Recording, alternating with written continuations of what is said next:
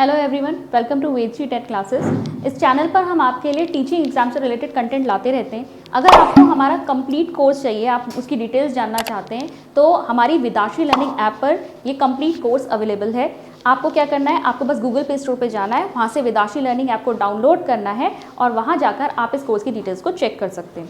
तो देखिए, आज हम करेंगे आपका एक टॉपिक है पेडागोजिकल लर्निंग प्लेट्यू यानी अधिगम पठार। तो अधिगम पठार होता क्या है? देखिए, लर्निंग जब हो रही है तो जो सुधार, जैसे जैसे आप कार्य करते रहेंगे, आपके कार्य की जो क्षमता है, आपकी जो कार्य करने का तरीका है, उसमें सुधार होता जाता है। लेकिन एक ऐसा समय भी आ सकता है उसमें जहाँ पर आपको लगता है कि अब मैं लर्निंग में, मतलब मेरी कुछ ज़्यादा लर्निंग हो नहीं रही, उसमें कुछ ज़्यादा सुधार दिखाई नहीं दे रहा है, जहाँ पे आपकी लर्निंग रुक सी जाती है, उसी को आप क्या कहते हैं? अधिगम का पठार या फिर लर्निंग प्लेट्यू। जब हम लर्निंग कर्व की बात करते हैं, कंप्लीट लर्निंग कर्व को आप कैसे दिखाते हैं? यहाँ पर आपके नंबर ऑफ ट्रायल्स आते हैं, ठीक है, जितनी बार आप प्रयास कर रहे हैं, और यहाँ पर आपकी क्या आती है? प्रोग्रेस आती है, ठीक है, किस तरीके से आपके काम करने में सुधार हो रहा है। तो इसको हमेशा दिखाया जाता है इस तरीके से। ये कंप्लीट लर्निंग कर्व है, ठीक है, एस शेप कर्व होता है आपका। यहाँ पर क्या है, पहले आपने काम की शुरुआत करी, जब आप काम को शुरू करते हैं नया नया काम, अभी आप उसको ज़्यादा अच्छे से जानते नहीं है, तो धीरे धीरे सुधार होता है, ठीक है। यहाँ पे आप इसको ऐसे ले सकते हैं, थोड़ा स्लो यहाँ पर बिगनिंग होती है, फिर एकदम से यहाँ पर क्या आता है? आपका एक्सेलरेशन आता है। स्टीप एक्सेलरेशन कब आया? जब यहाँ पर आप काम को कर रहे थे, धीरे धीरे उसमें सुधार आया, अब आप काम को सीख गए, ठीक है, अब आपको प्रैक्टिस हो गई है, तो इसमें तेजी से यहाँ पर जो है आपको सुधार दिखाई देता है। और उसके बाद आप इस पॉइंट पे जब पहुँचते हैं, यहाँ आपको ऐसा लगता है कि अब आप काम को पूरी तरीके से समझ गए हैं और कुछ ऐसा नया इसमें और है नहीं सीखने के लिए, अब और कुछ सुधार हो नहीं रहा। इसे आप क्या कहते हैं? प्लेट्यू, ठीक है। यही आपका क्या होता है? प्लेट्यू, ये वाला जो रीजन है, ठीक है। ये काफ़ी सीधा बना दिया मैंने, इसको आप इस तरीके से देख सकते हैं, ये थोड़ा सा ऐसे जाता है और ऐसे, ठीक है। ये वाला जो एरिया है आपका, ये प्लेट्यू है, जहाँ पर अब आपकी लर्निंग में कुछ ज़्यादा इंक्रीज हो नहीं रहा, कुछ ज़्यादा प्रोग्रेस अब हो नहीं रही। रॉस के केस पे देखेंगे, रॉस के अनुसार देखेंगे, पठार सीखने की प्रक्रिया की विशिष्ट विशेषता है जो उस अवधि को इंगित करता है जहाँ प्रदर्शन में कोई सुधार नहीं आ रहा है, ठीक है। आप काम करते गए, आप उसे सीख गए हैं, आपने सारे एस्पेक्ट्स जो हैं उस काम के सीख लिए हैं, अब और कुछ ज़्यादा उसमें सुधार नहीं हो रहा, तो ये होगा आपका पठार। अब एजुकेशन, जब आपका हम सिस्टम की बात करते हैं, वहाँ पर भी क्या है, जब बच्चे की लर्निंग हो रही है, वहाँ अधिगम पठार बहुत ही आना जो है गलत है वहाँ पर, यानी कि वहाँ बच्चे की लर्निंग रुक गई है।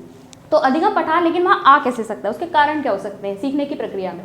तो सीखने का कोई गलत तरीका हो सकता है, ठीक है। जो टॉपिक आप बच्चे को पढ़ा रहे हैं वो गलत तरीके से उसको समझ रहा है, वहाँ पर सीखने का जब गलत तरीका होगा तो उसको लगेगा ही नहीं कि मेरी लर्निंग हो रही है, वहाँ पठार आ सकता है। पुरानी और नई आदतों के बीच में संघर्ष, किसी काम को करने का कोई आपका पहले से पुराना तरीका आप जानते थे, अब आपको कोई नई चीज़, नई मेथड सिखाया जा रहा है। जैसे मैथ्स में हम क्वेश्चंस करते हैं, आप पहले से ही उसे किसी सिंपल मेथड से करना जानते थे, अब जैसे जैसे क्लास हायर लेवल पे आती जाती है, आपको और मेथड डिफिकल्ट भी सिखाए जाते हैं। अब डिफिकल्ट मेथड सिखा रहे हैं, आपको दूसरा तरीका सिखा रहे हैं, लेकिन आप नहीं सीख पा रहे क्योंकि आपको पुराने सिंपल मेथड की आदत है, तो वहाँ पर आ सकता है।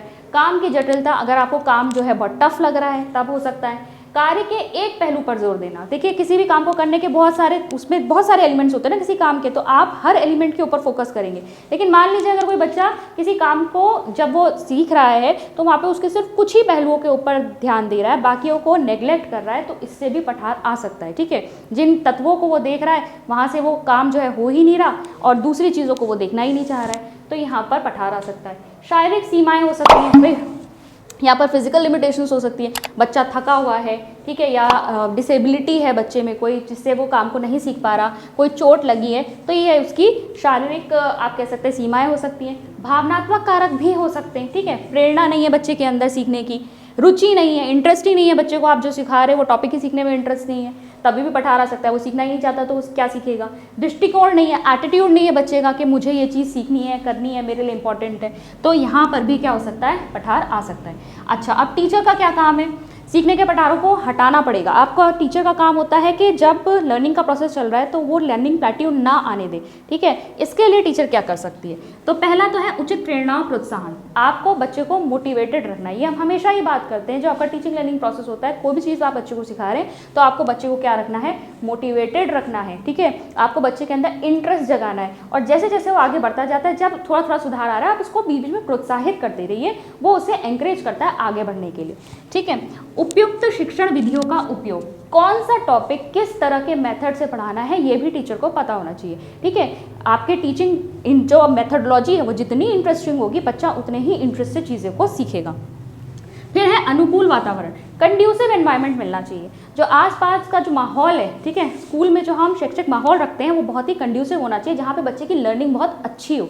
ठीक है, ये नहीं होना चाहिए कि ना आपके पास कोई टीचिंग एड्स है, ना आप इंटरेस्ट के साथ पढ़ा रहे हैं, बाहर से हल्ला आ रहा है, शोर हो रहा है, इनडिसिप्लिन क्लास में, तो ऐसे में बच्चे की लर्निंग नहीं हो पाएगी। फिर है आराम का उचित समय, यानी आपको जब टाइम टेबल डिज़ाइन करना है तो ऐसा नहीं कि आपने भारी भारी सब्जेक्ट सारे एक साथ रख दिए, बच्चे को रेस्ट करने का टाइम ही नहीं मिल रहा, बच्चे ने अपने दिमाग में इतना लोड ले लिया है कि अब उसकी लर्निंग जो है वो वीक होती जा रही है। तो आपको क्या करना है, प्रॉपर टाइमिंग देनी है। बीच बीच में अब आपने ऐसा डिफिकल्ट सब्जेक्ट रख दिया तो उसके बाद कोई आप हल्का फुल्का सब्जेक्ट रख दीजिए, म्यूजिक का रख दीजिए, गेम्स का रख दीजिए। ठीक है, जहाँ पर बच्चा जो है थोड़ी देर के लिए अपने दिमाग को शांत करके कुछ मनोरंजक कार्य कर सके, जहाँ पे वो उसको ज़्यादा ध्यान ना लगाना पड़े। इसके बाद आप फिर कोई टफ सब्जेक्ट रख लीजिए।